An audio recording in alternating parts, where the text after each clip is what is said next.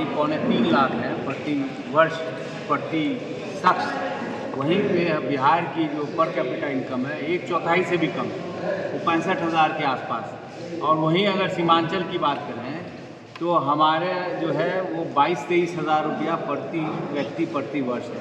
इसका मतलब ये हुआ कि हिंदुस्तान से हम 15 गुना पीछे।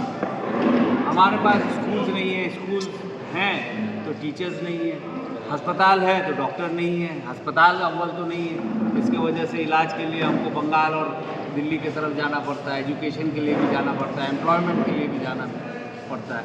तो ये सब जब महसूस किया इन्होंने तो ये नया एक शगुफा छोड़ा है कि आपको ये कागज़ भरने पड़ेंगे, जिसके लिए हम लोगों ने, हमारे नेताओं ने ये फैसला किया है कि कल बिहार बंद होगा।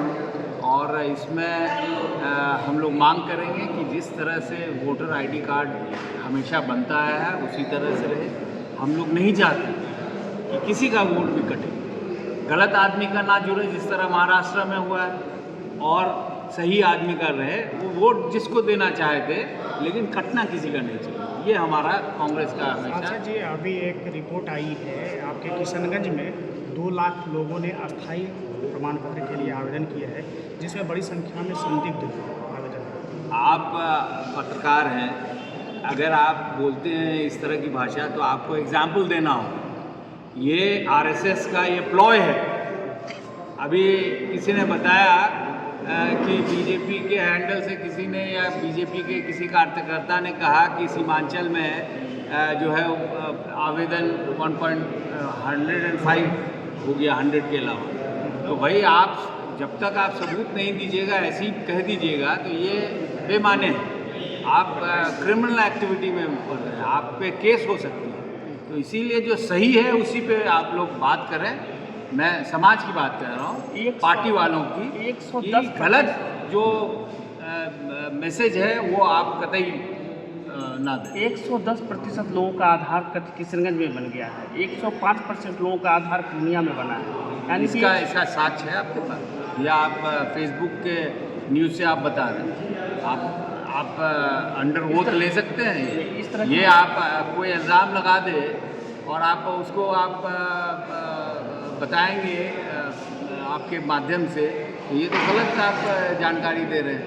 और ऐसे भी आप कहीं भी जाएं, जब भी वोटर लिस्ट रिवीजन होता है, जिस तरह से हमारी जनसंख्या बढ़ रही है, सबसे ज़्यादा पॉपुलस स्टेट है बिहार, जहाँ पे सबसे ज़्यादा आबादी बढ़ती है। तो इसमें तो जो किशनगंज में हुआ या पूर्णिया में हुआ, पटना में भी हुआ है, गया में भी हुआ है, दरभंगा में भी हुआ। आप वहाँ के बारे में क्यों नहीं बोलते? आपको तो सबके बारे में बोलना होगा ना। तो ये आप फेसबुक के न्यूज़ से या किसी पार्टी का जो मंशा है उसको मत ऐसा कुछ है नहीं। बिल्कुल जो भी होगा जेन्युइन होगा।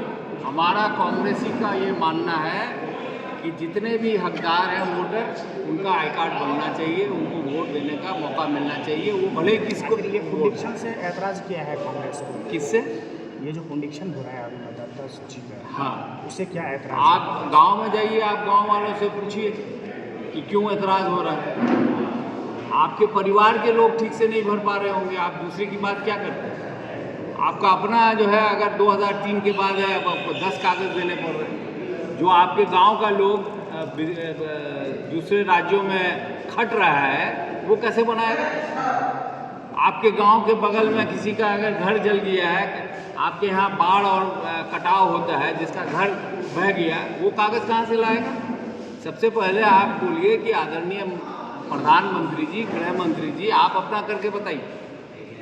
और बिहार में ऐसा क्यों लागू हुआ? आप दूसरी जगह क्यों नहीं लागू किया आपने? क्योंकि आपका सीधा ये मानना है कि आप बुरी तरह हार रहे हैं। बिहार के लोग आपके झूठ को पकड़ लिए हैं, आपके फरेब को पकड़ लिए हैं, और इस इलेक्शन में बढ़िया से आपकी छटाई करने वाले हैं। तो उसी खौफ से लोगों को आप जो है परेशान करने में लगे हुए हैं। राहुल गांधी जी कल आ रहे हैं बिल्कुल, बिहार दौरे पे आ रहे हैं जी।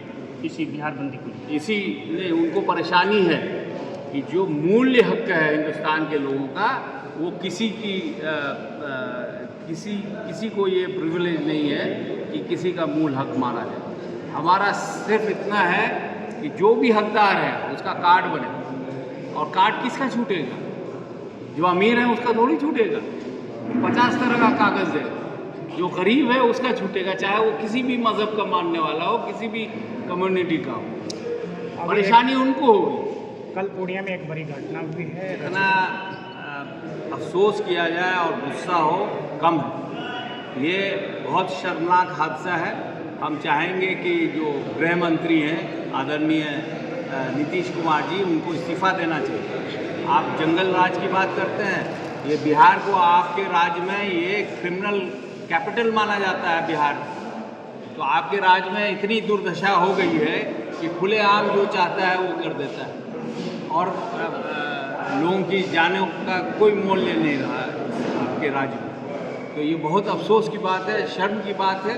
हम चाहेंगे प्रशासन जल्द से जल्द इस पर कार्रवाई करे, और जो भी दोषी है चाहे जो भी हो उस पर कानूनी कार्रवाई हो। बार बार Tejashwi ji law and order failure की बात करते हैं, क्या उनकी एक आपको नहीं लगता लॉ एंड ऑर्डर फेलियर? आपको नहीं लगता है कि पूरे हिंदुस्तान में पिछले कुछ सालों में सबसे अगर कहीं पे लॉ एंड ऑर्डर का सिचुएशन है वो बिहार में है? खुलेआम व्यापारी को मर्डर कर दिया जाता है, पता नहीं हर दिन कोई उस तरह की घटना होती है। अब क्या क्या बताएं आपको? तो ये तो जानती है पब्लिक, जानती है, आप लोग जानते हैं। उस पर आप लोग को चर्चा करनी चाहिए, उस पर आप लोगों को बताना चाहिए सरकार को, क्योंकि ये तो सभी को प्रभावित करती है।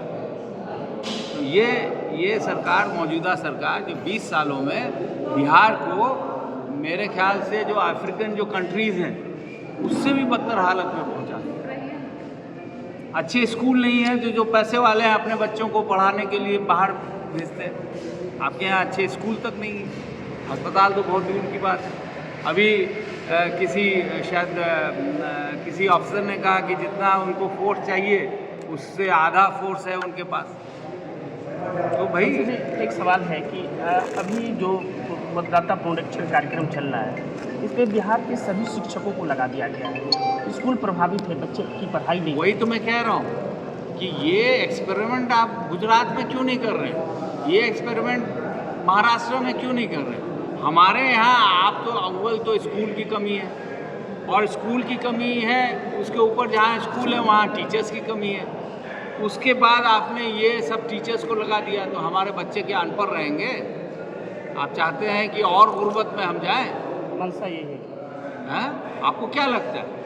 मोदी जी जो मौजूदा सरकार है वो तो चाहती है कि बिहार जो है धीरे धीरे और गुर्बत में जाए, ताकि वो जो स्लेवरी जो किसी ज़माने में हुआ करता था वो यहाँ पे फिर से स्लेवरी हो। ये तो मंशा तो यही लगता है उनका। Thank you.